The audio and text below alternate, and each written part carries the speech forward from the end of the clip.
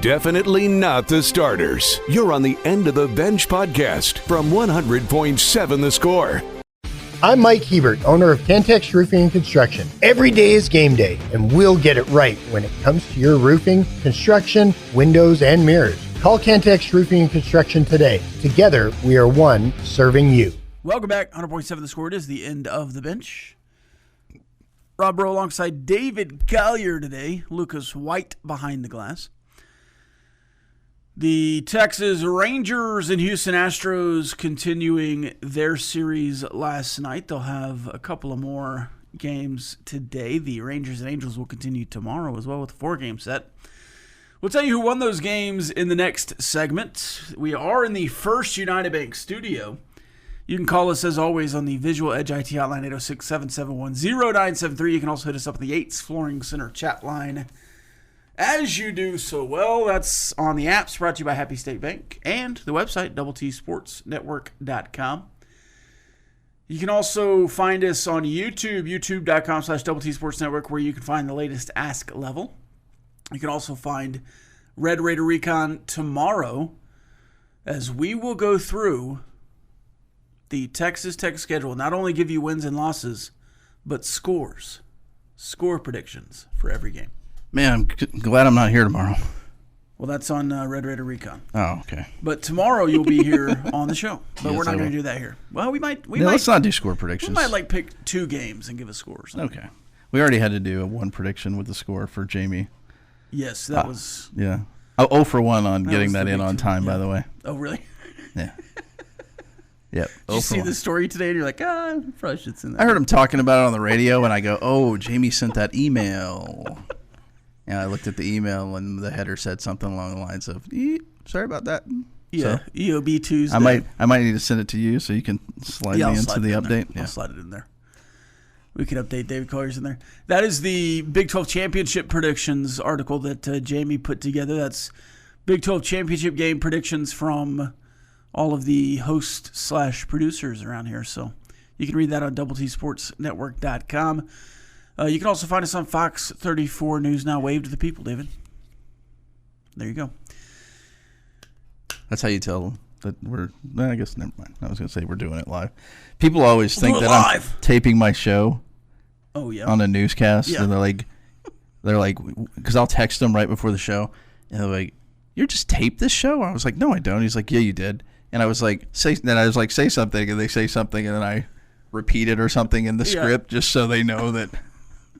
Like, no, I'm just texting in the middle of a package right now. Give me a word to say. Yeah, I'll text someone during a segment every once in a while, and they're like, what are you doing? I thought you were on air. I am. Oh, yeah. David's talking.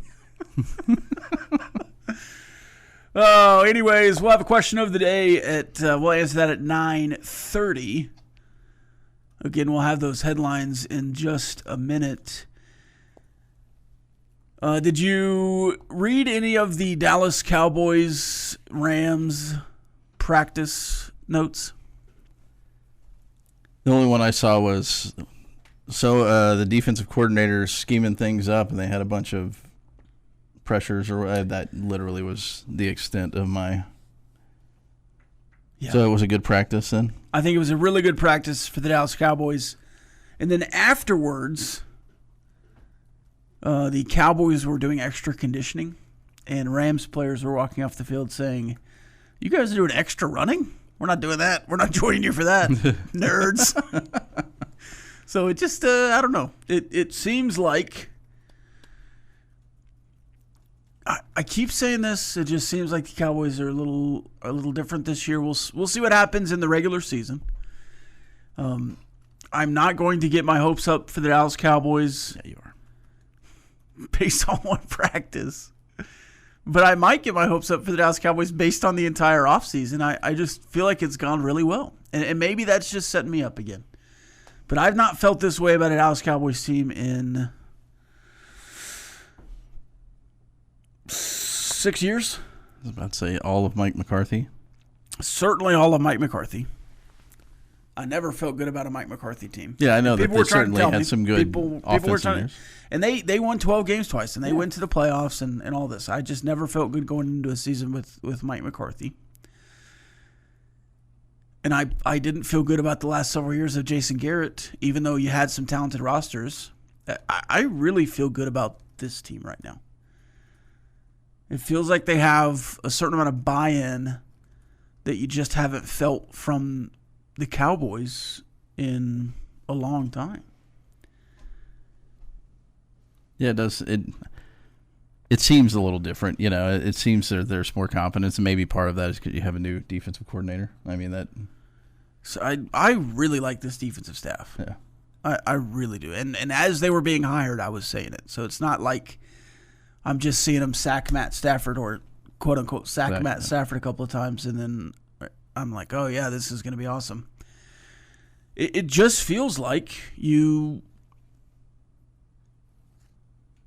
have a square head on your shoulders, and it just hasn't felt like that in a long time. It's been more of an oblong head, which is not good, I guess. You want some squareness to you. Feels like they're focused, which also has not felt like the Dallas Cowboys off seasons have been very focused. It feels like they've had a plan, which is just wild to say because it doesn't feel like the Cowboys have had a plan in the last decade. It's just kind of been scatter shooting, praying for oil like Jerry Jones has done in his career. Kind of worked out for him. So I guess the question of the day that naturally leads us to are the Cowboys back? You can answer that on the Yates Flooring Center chat line. And I know when we do these types of segments, it's a lot of they're not going to be back until Jerry Jones is gone. And we've gotten a lot of that over the years. But I think I can lay out a plan to maybe sway some people. I don't know. I don't know if anybody wants to be swayed or needs to be swayed. But I think the Dallas Cowboys are legit. And we'll also pick the NFC division champions today. We'll do that at 10:30 for the North and the South and 11:30 for the East and the West. Spoiler alert, I'm going to pick the Dallas Cowboys to win the division. I don't know what these two are going to do, but I just am very high on the Cowboys right now. Now, there were some issues that arose during practice as well yesterday, but that just seems like practice to me. So I think overall it was a positive experience for the Dallas Cowboys. They'll play on Saturday against the Seahawks. Of course, a lot of that will be some backups and rookies. There are 13 games with potential Red Raiders in them.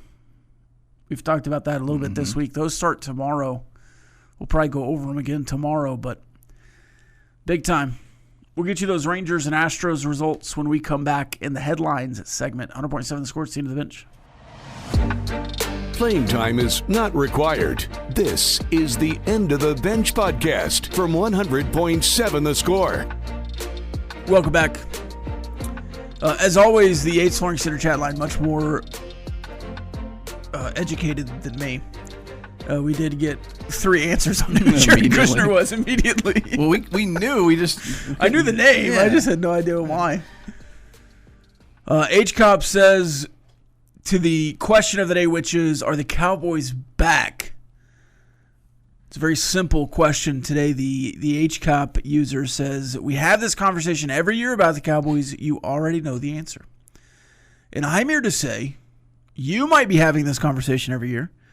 You might see Stephen A. Smith having this conversation every year and saying no. You might see Skip Bayless and the Talking Heads and some college basketball reporter that was on ESPN talking about the Cowboys yesterday for some reason because they fired everybody else. You might see those people having this conversation every year. I guarantee you've not heard me having this conversation in the last 5 years because I have not believed they are back. I mean, this is a shift for me as a Cowboys fan. It is. I was so mad at the Cowboys 2 years ago that I completely abandoned them when they said we're going all in and didn't make a single move. A single move. In fact, they just lost players 2 years ago. They said we're going all in, but we're not going to re-sign Tank Lawrence, the only leader we have on the defense. And it showed. And the defense got worse for 2 seasons. I never once said the Cowboys are back under Mike McCarthy. So when I'm telling you this with Brian Schottenheimer, who I never wanted to hire, who I thought was going to be the worst hire in the NFL history, who nobody else wanted to be a head coach in 30 years after being with some pretty good teams, including the Seahawks when they were good the last time, not this current time. I thought it was a nepotism hire. You did? This is awful. The Cowboys are done. Jerry has lost it. I remember he your never had it. He lost it. He had it at one point. Jimmy had it. So I do think that Barry. Barry retained it, I guess, for a little bit. Should have won 2 more. He won 1. It does feel like, though, that this offseason has been way different. I would say the Cowboys are back. Now, are they back to the tune of legitimate NFC contender? Are they back to the tune of winning playoff games and going to Super Bowls? That's impossible to answer today, but I think they're closer to that than they have been since 2016 when they had a dream offensive line and lucked into Dak Prescott after Tony Romo broke his back. I mean, could you imagine if they let Jerry draft Johnny Manziel or that long neck dude that got drafted by the Broncos instead from Memphis? Lynch? Paxton Lynch? Paxton Lynch. Yeah. You really wanted that guy. Yeah. And I think that was in the 2016 draft when they got Dak instead. Yeah. I mean, when you have rookie Dak be in the MVP conversation as a rookie. And I think either him or Zeke won Rookie of the Year. When you have that and Travis Frederick and Zach Martin and Tyron Smith and Dez Bryant in 2016, you're like, this team is set up for a long, long run. And then they didn't ever do anything. Just couldn't get it done. And then you're like, all right, yeah, Jason Garrett can't do it. But if you're telling me we had this conversation in 16, 17, 18, 19, yeah, probably so. But if you've been having this conversation, are the Cowboys back in 22, 23, 24, 25, you're stupid. They haven't been. But I don't know how stupid the conversation is in 2026. I think it might legitimately be a conversation now. I don't think I asked you this, but what were your thoughts on Dak wearing the Super Bowl shirt to training camp? I mean, I know it's just it certainly had a meaning. Sure. I think this team is locked in. I think this team has legitimate goals. And Jerry has always been the loudmouth, bloviating to everyone that will listen, and probably people that won't listen. You're going to look up the word bloviating? But it just seems like... Wow, good on you. That this... It just seems like this team is moving differently. What's the definition of bloviating? Talk at length, especially in an inflated or empty way. I mean, does that not sound like Jerry Jones? I'm impressed. So not even mad. If you want to respond to the Cowboys back, no, Jerry Jones is still around. I understand. Totally get it. But I would counter with the Christian Parker hire is completely 180 degrees away from what Jerry Jones has been known to do in the last 10 or 15 years. For defensive coordinator? For defensive coordinator. Yeah, absolutely. And quite frankly, Brian Schottenheimer was 180 degrees different from what Jerry has been known to do. Very true.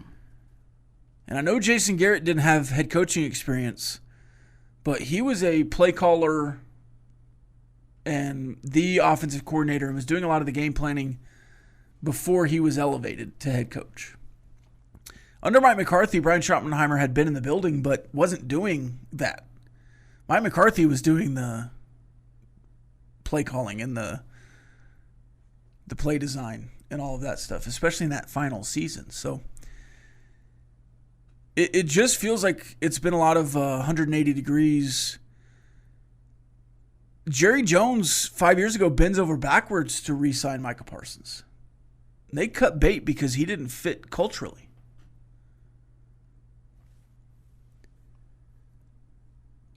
It seemed to have worked out so far.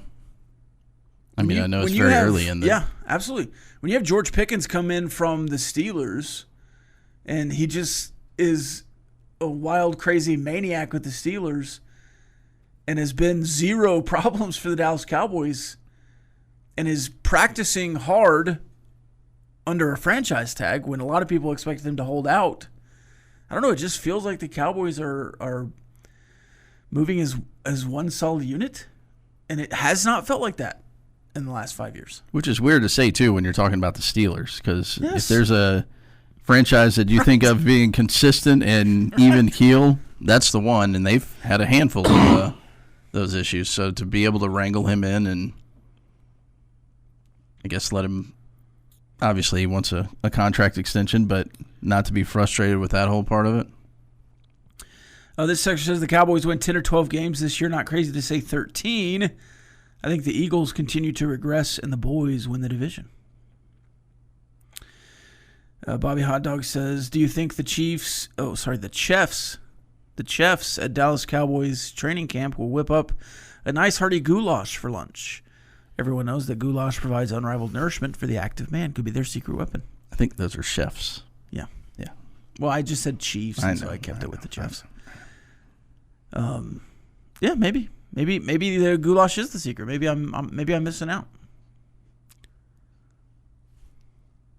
Just depends on what your definition of a goulash is. If it comes out that the Dallas Cowboys are goulashing their way to victory,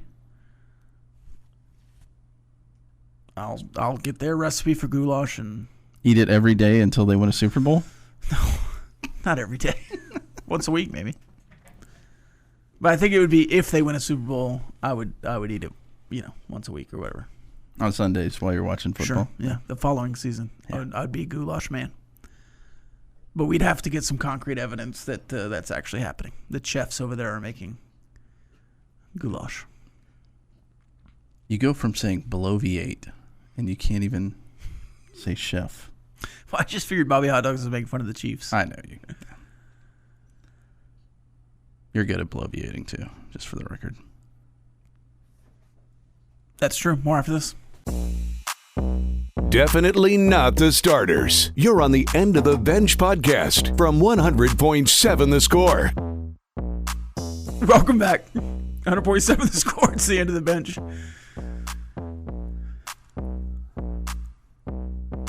Telemarketers are probably just doing their jobs, but good grief. When you call every day and you're like, please take me off the list, and they just keep calling. Different number every time. You got to learn. All right, you might have noticed on the stream, if you're watching, there are Cooper Flag Topps Chrome boxes. Update right here in front of us. We did buy these boxes. I bought one. Lucas bought several. These are Lucas's boxes here today. That's hard to say back to back. Lucas's boxes here today. We're going to open some cards today. Now, we bought these before the Cooper Flag debut patch was found. It's been since found, but we're still looking for the Dylan Harper debut patch and others. So there's some other cool cards in here. We're going to open these live on air throughout the day. Here's the first pack right here. All right, we have Brooks Barnheiser. It's going to be funny whenever he Thunder gets card. He's going to read some of these names. Yeah, I'm going to have no idea who these people are. Julius Randle card. I know who that is with the Timberwolves. Derek Queen of the Pelicans. This is one of the red, white, and blue. Red, white, and blue. Is this from LSU maybe? Maryland. And then Christian Brown. Brown. from Kansas. Man, these are really cool cards. So the red, white, and blues are the blaster box exclusives. Yeah. A blaster box exclusive. Do you want me to put this in the case? No, Yeah. All right. If it was maybe it was somebody else. So there we go. Derek Queen from Maryland. All right. I feel like that was a strikeout, but we've got 13 more packs to open today. So we'll do that as we go along, and we'll look at the calendar right now. Your daily look at what's happening in the world of sports, birthdays, and holidays. Let's check the calendar.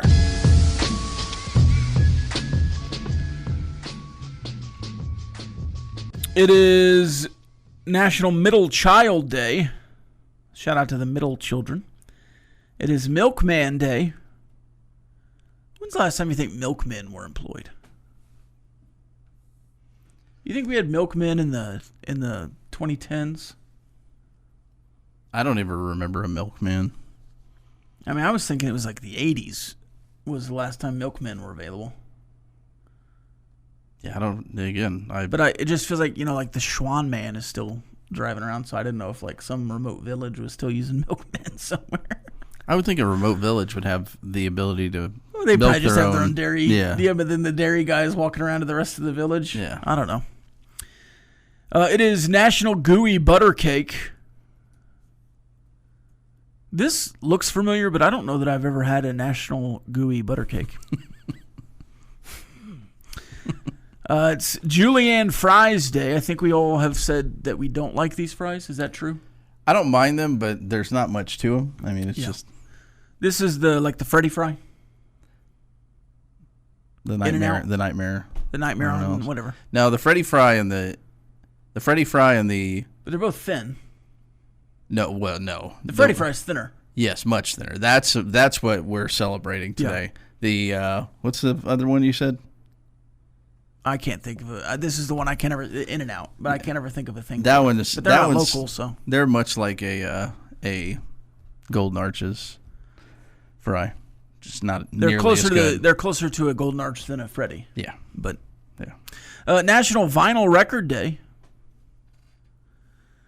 Craig gifted me yesterday. Craig, man, gifted me a 50-year anniversary NFL box. So it was the history of the NFL from 1920 to 1950. It was like 22 to 52 maybe. But there are 3 records in there of like George Halas. It's like the original podcast. It's like a vinyl record of George Halas talking about the NFL. That's cool. So I'm going to have to find a record player and listen to those. Very exciting. Also, World Calligraphy Day and World Elephant Day. Do you know circus elephants are raised chained up, and then eventually they just learn to feel the cuff on their ankle? And so they just cuff the ankle and they'll stay there because they assume the chain is connected? And that circus elephants will die in a fire instead of running away because they feel the cuff there and they just assume they're chained? That's pretty sad. Yeah. Any birthdays? Mike Gundy turning 59 years old today. Plaxico Burress turning 49. Chris Middleton, 35. Ian Happ, 32. Juan Pierre, 48. Wow. I remember using Juan Pierre in video games, and I just like bunt, and he'd run so fast. He was one of the fastest players in the league. I enjoyed watching him play. Anthony L. Ray, turning 63, but known as Sir Mix-a-Lot. Oh, Shout out. yeah. I know. Baby got back. Baby got back.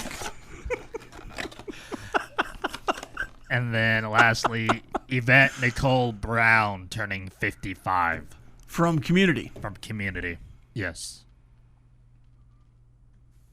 I think there's somebody from Community in the movies today.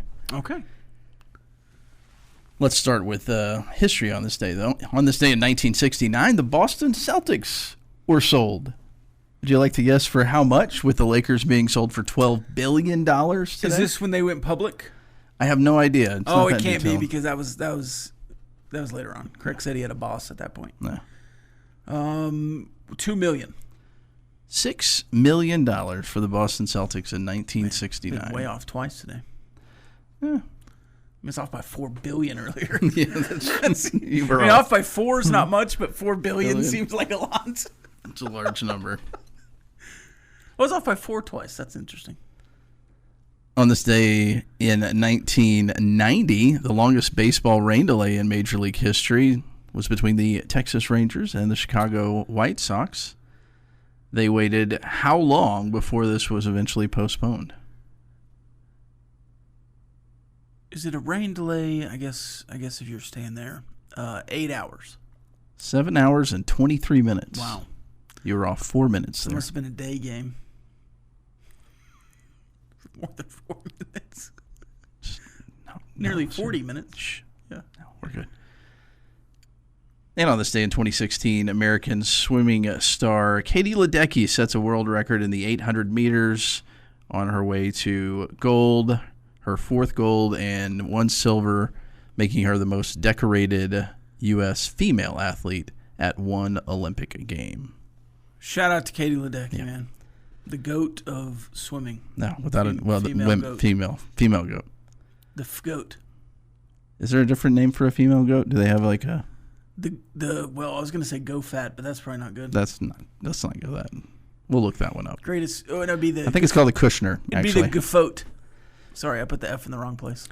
On this day in 2018, Chad Bettis goes 6 1/3 innings, gives up just 3 hits, but gets the no decision and a 4-3 win for the Rockies over the Dodgers. And on this day in 2021, Kawhi Leonard re-signs with the Clippers. I can't even talk. I'm bloviating. You just pulled a Rob so bad. I did so bad. Kawhi Leonard re-signs Kawhi Leonard with the Clippers is something I would absolutely 100% say. Instead of a spoonerism, you did it at the end. Anyways, he re-signed with the Clippers. What? For a reported $176.3 million over 4 years. Paying him under the table or whatever. Paying his uncle. Yeah. Movies on this day: Final Destination 5 in 2011, Sausage Party 2016, Four Brothers 2005. Great movie. Young Guns 1988. Great movie. Swinging through all of these. The Aristocrats 2005. Hell or High Water 2016. Grizzly Man 2005. Deuce Bigalow, European Gigolo 2005. And a movie I'd never heard of, but in 2022, Emily the Criminal with... Is she in... No, she's in Parks and Rec. Yeah, Parks and Rec. What's her name? More after this. Playing time is not required. This is the End of the Bench podcast from 100.7 The Score. Welcome back, 100.7 The Score. It is the End of the Bench. We have picked the college football conference champions. All the Power Fours, all the big G5s. We've gotten through all of those as David Goyer's ripping another chrome pack. But now it's time to pick some NFL divisions. So the three of us will go through and pick our NFL divisions. We're going to go with the NFC today. We're going to do the North and South here, the East and West at 11:30. Let's talk through these two divisions here. We'll start with the NFC. Let's start with the South. All right, so this is the Bucks, Saints, Panthers, and Falcons. I would venture to guess when we start looking at all these odds, this is the smallest gap from 1 to 4. Probably. Because all 4 teams are bad. Yeah. I think there's some varying levels of bad. The Falcons are quarterbackless currently, it seems like. I mean, they have a D2 rookie playing quarterback right now. Nothing against that guy. Maybe he's Tony Romo. Might go with a different. Oh yeah, not the current. D2 undrafted. Yeah. Maybe he's the next Tony Romo. We don't know. Probably not. Bucks, Saints, Panthers, Falcons in that order. The Bucks plus 175, the Saints plus 260, the Panthers plus 300, the Falcons plus 375. David Collier, who would you take in this division? You have some rooting interest here with the Bucks. I do, and you said that they were the favorites to win the division. They are the favorites to win the division. Unfortunately, I think one of my favorite wide receivers of all time is no longer there. Where'd Godwin go?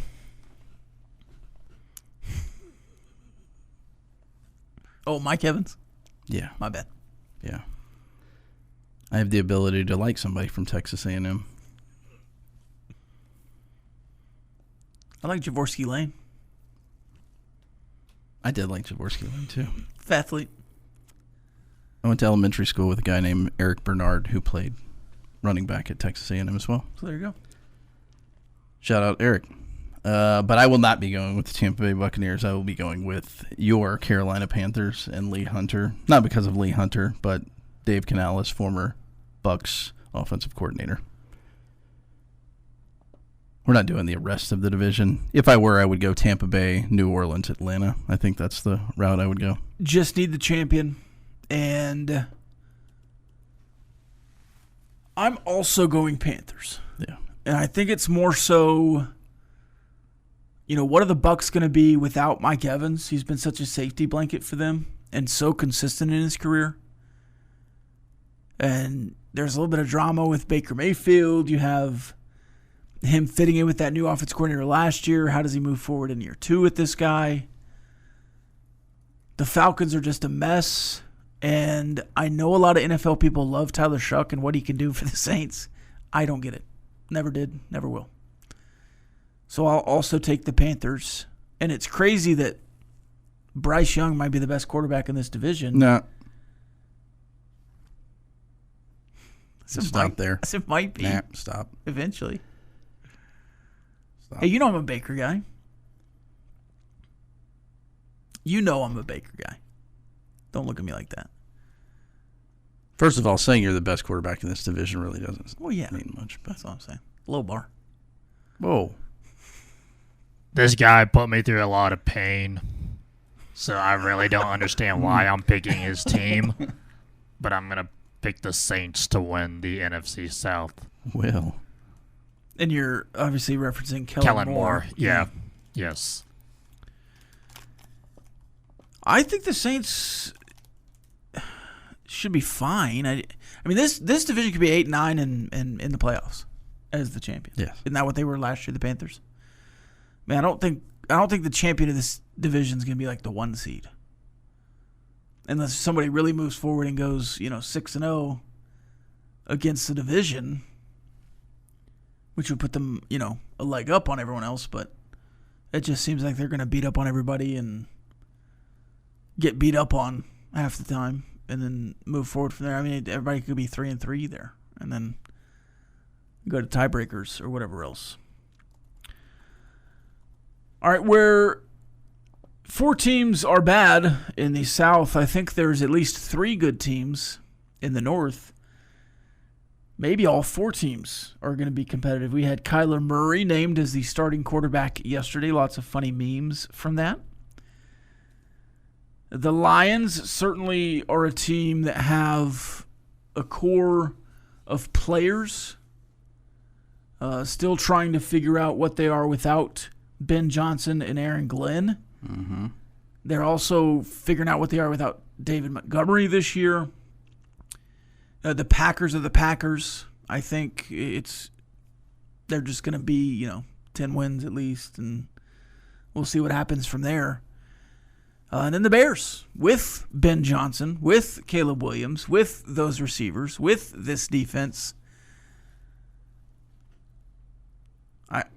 This division seems wide open to me in a different way than the South feels.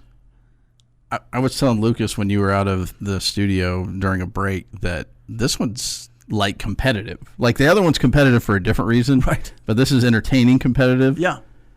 And I don't know. I feel like you could go with any one of these teams, even though the Vikings have the worst odds out of this group. first put this down, I had the Vikings second, and I'm like, is that dumb? And I had the team that's favored to win the division in last. Is it Packers, Bears, Lions, Vikings? It was Packers, Lions, Bears, Vikings. I think, and it pains me to, you kind of mentioned as they get further away from Ben Johnson and Aaron Glenn, I'm more concerned maybe that the coordinators help build everything up there. So I might actually have the Lions in last. I have this between the Bears and the Vikings, and I want to pick the Vikings, but I will go with the Bears winning the division. Lucas? I know what he's going to go with. He's a homer. Yeah, I will also be taking the Chicago Bears to win the NFC North. I think the Vikings offense can be good again because they can have a quarterback that can kind of throw the football. Man. Complete more than 9 passes a game. We're all going to go Bears. You're trying to change your mind up. Go with the Vikings. I don't want to. The unfortunate thing is every day when I leave here, my radio is on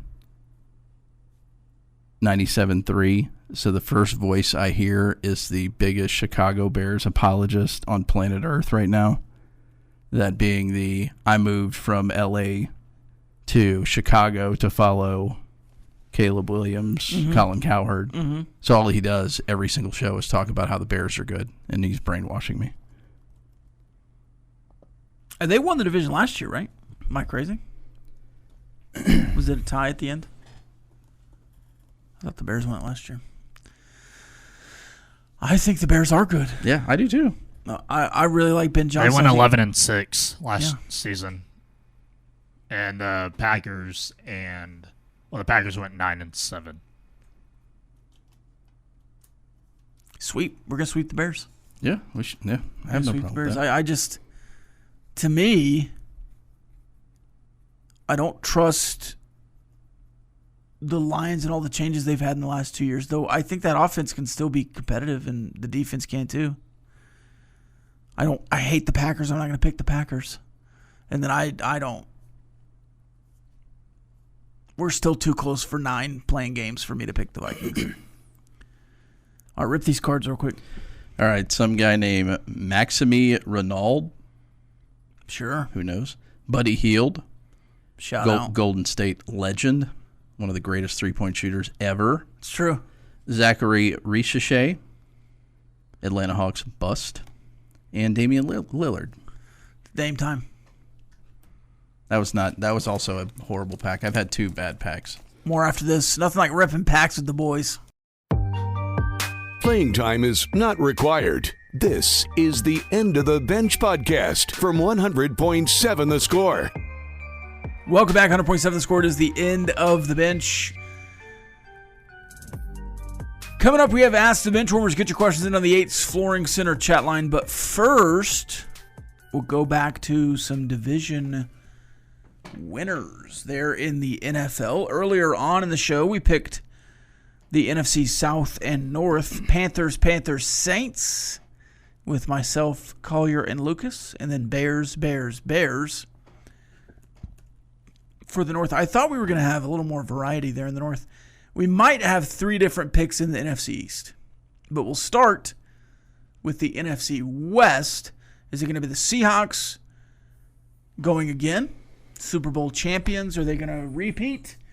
Or do the Rams or 49ers have something to say about that? David Collier, who are you picking in the NFC West? I will not go with the Seahawks. I will go with Aaron Donald and Myles Garrett. Maybe not Puka Nacua, right? Yeah, we don't know what happened, apparently. Yeah. Did they update that ever? Not that I saw. But the last thing I saw was that Sean McVay had no idea what was going on. Yeah. But nevertheless, I will go with the Rams to win. Seattle followed by the 49ers, if healthy, and then... Yeah, the Cardinals will be the bottom even if the 49ers are not healthy. I think they'll be the worst team in football, potentially. You know, Carson Beck coming in and winning 6 games at the end would be really funny. But I hope Reggie Virgil has a good year. Yes. The 49ers, I was looking around. I was trying to find who's going to play this weekend, what Red Raiders are in the mix, what Red Raiders might be dealing with some injuries. Romello Height was listed on the injury report for the 49ers, along with like 17 other guys. Yeah. I was scrolling through the official NFL injury report, and it was like 2 guys, 3 guys. I think the Panthers had, 8 or 9, which was crazy. And then you get to the 49ers, it's like 17 dudes. There's a reason that Substation has a Twitter account now. I was just about to say, have you seen the Substation's Twitter account? Man, the heyday of Twitter, 5 years ago, there was all those accounts. It was like, if something funny happened, somebody would make an account and get big for a couple weeks.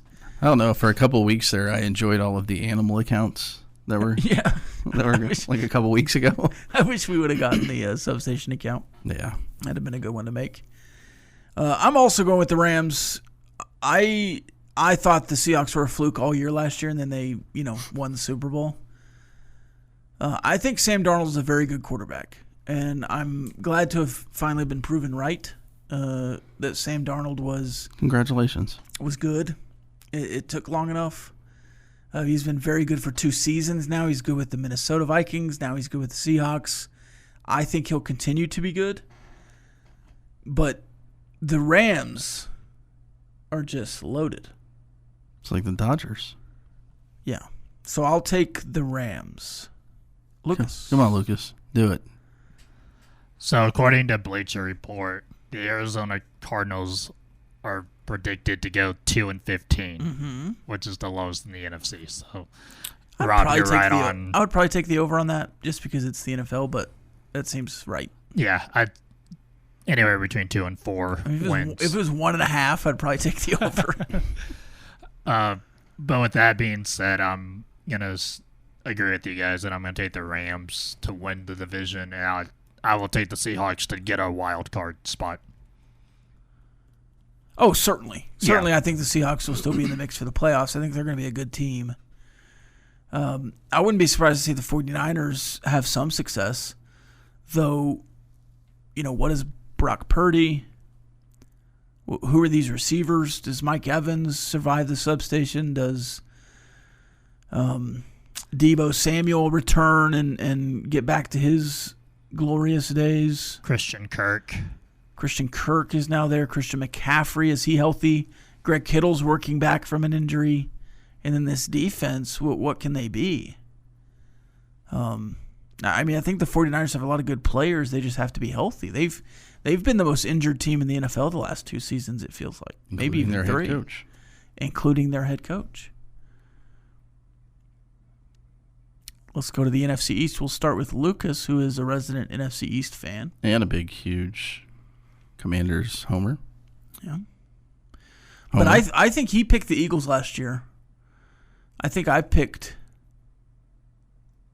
the Eagles or the Commanders, and then you. I don't remember who I picked. Maybe it was 2 years ago. We all had. I was going in expecting something, and then we all picked something different. Who are you picking this year?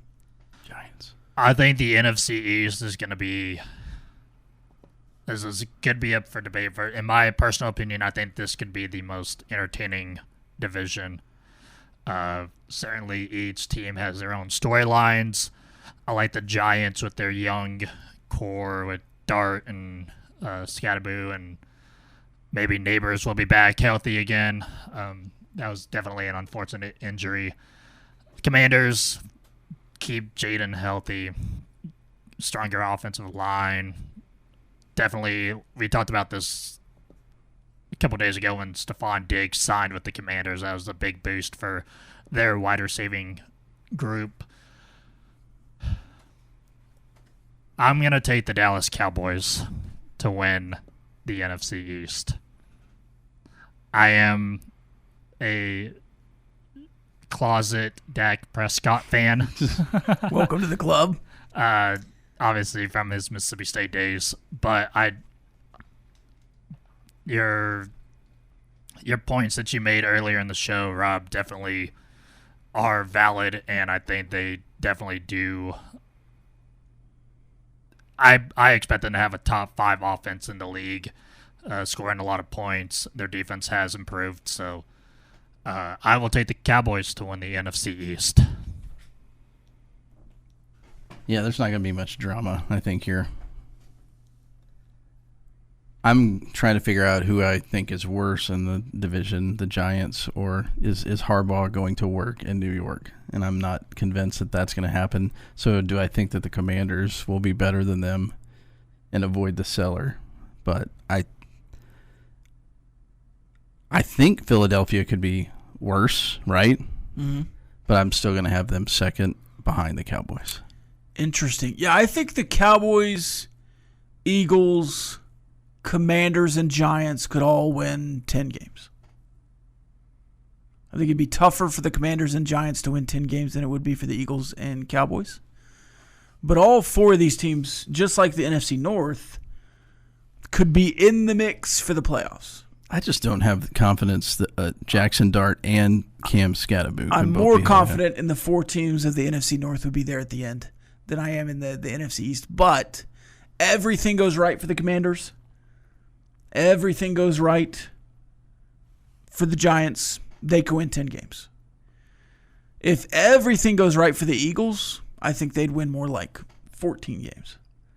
If everything goes right for the Cowboys, I think they'd win 14, 15 games. I'm also taking the Cowboys. I'm shocked that you two took the Cowboys. They've had the best offseason. Now, I think it's Sean Mannion in Philadelphia now calling the plays. So does the offense improve? This is the A.J. Brownless Eagles. They have a lot of little receivers now. Are they pesky? Do they just, nickel and dime you down the field? Because that is one of Jalen Hurts' strengths. And that's not a negative. That's a compliment. Can they push the ball down the field?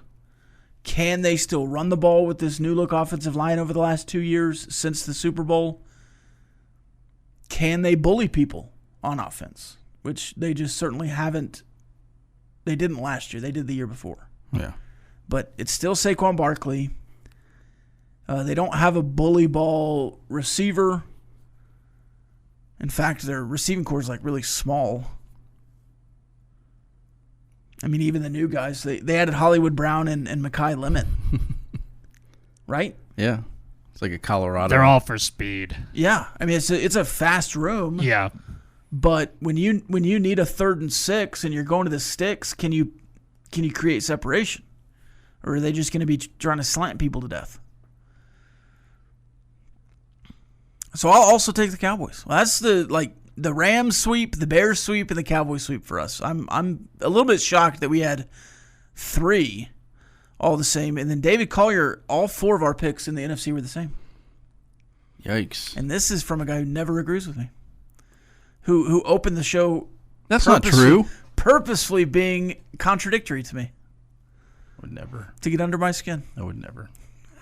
One more pack and Ask the Benchwarmers when we come back. Playing time is not required. This is the End of the Bench podcast from 100.7 The Score. Welcome back, 100.7 The Score. It's the end of the bench. We have picked the NFC champions of the divisions. And by popular vote, the Panthers, Bears, Rams, and Cowboys will be in there. There are 3 wild cards just for fun, David. Oh, boy, you didn't tell me to prep. Just for fun.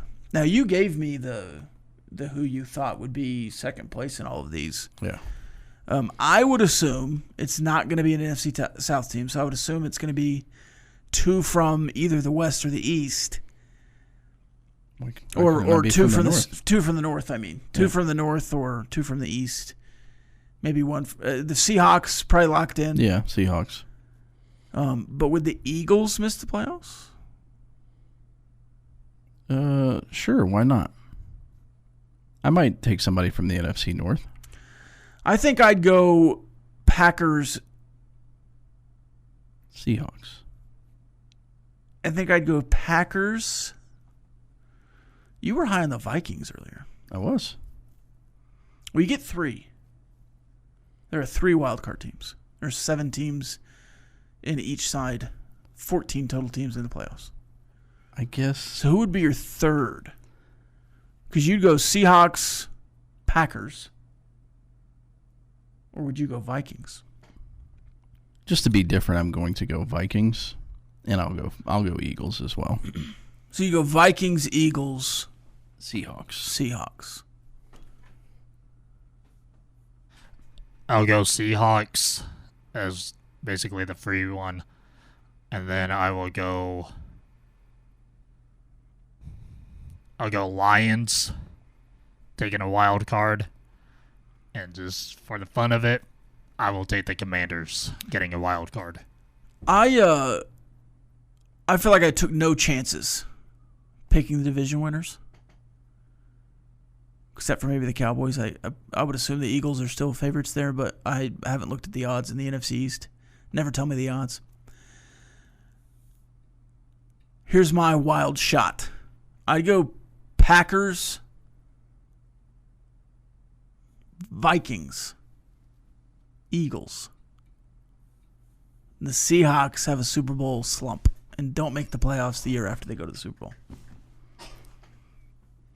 That would be consistent with me saying that's the best division out of all of them. More entertaining for the right reasons. So let's go Vikings, Packers, Eagles. No, so 2 Seahawks. of us like the Vikings. Well, I just trust the Vikings more than the Lions for some reason. I probably shouldn't. No, their head coach can make every quarterback look good. It is time to ask the except for Benchwarmers. J.J. McCarthy. H-Cop says, can't wait to revisit this at the end of the season. Yeah, neither can I. That's why we do this. Did I say Greg Kittle? You did. I just let you go. Well, yeah, it's Greg Kittle and George Kinnear. Yeah. If you go back and watch the stream and you say Greg Kittle, I go. Really? And I was like, okay, I'll just let him. Let me cook. Yeah. And then it's funny you said Ron because the autocorrect to Rob is often Ron on text. I actually did do that on purpose. This texter that was talking about the Doritos earlier he was influenced. Yeah. He was influenced and went and got some spicy nacho Doritos. Bobby Hot Dog says the Salsa Verde Doritos are sneaky elite. I like those as well. I don't eat Doritos that much. You can get your questions in on the Yates Flooring Center chat line. We've also been opening packs of cards all day. Yeah. I'm going to go ahead and rattle off my last ones here. Okay. I've kind of cheated. Okay. It's a lot of the repeats from Lucas's box. We've got Derek Lively. We've got Cade Cunningham. We've got a red, white, and blue of Kristaps Porzingis. And Nick Claxton. So, sorry, Lucas. You didn't make much off of that one. All right, we've got Villanova star Dante DiVincenzo. Suns star from St. Joseph's, Rasheer Fleming. Pelican star DeJounte Murray. And finally, a numbered card, sparkly green. Sparkly green. Jaren Jackson Jr., 70 out of 99 from the Grizzlies. That's our best card of the day. So there we go. Maybe that'll net you a couple bucks there. I'll put this in the case. H-Cop gives me the odds for... I said never tell me the odds, H-Cop.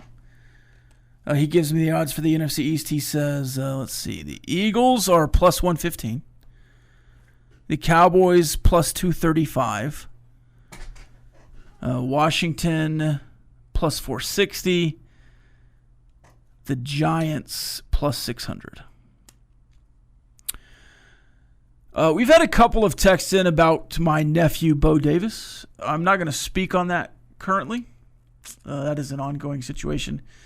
The district's executive committee voted yesterday He's ineligible for a season. He is at Memorial now. Memorial's been great for him. I love the coaches over there. Jason Richards has been great for Breaux. I really appreciate what he has done. But I think that's the news that's been reported, and I'm not gonna say anything else on it. I think Bo Davis, obviously I'm biased, is a great high school player. He's a great young man.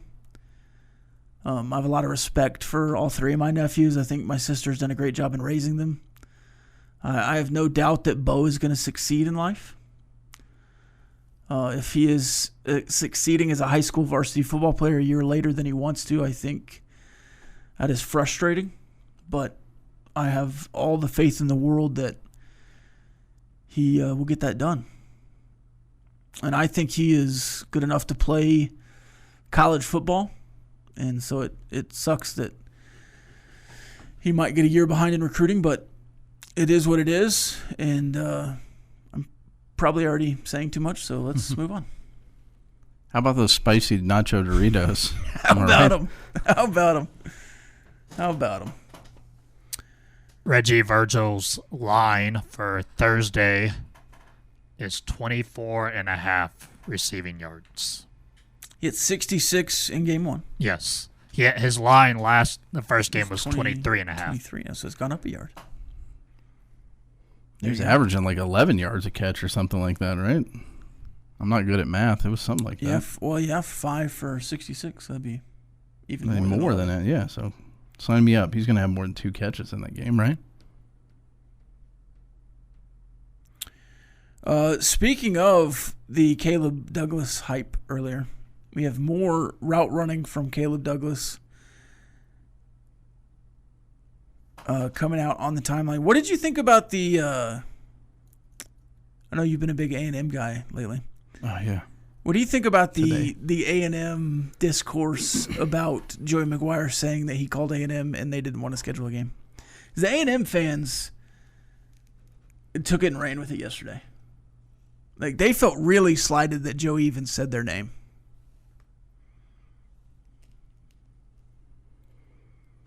Well, that's dumb on their part. I mean, yes.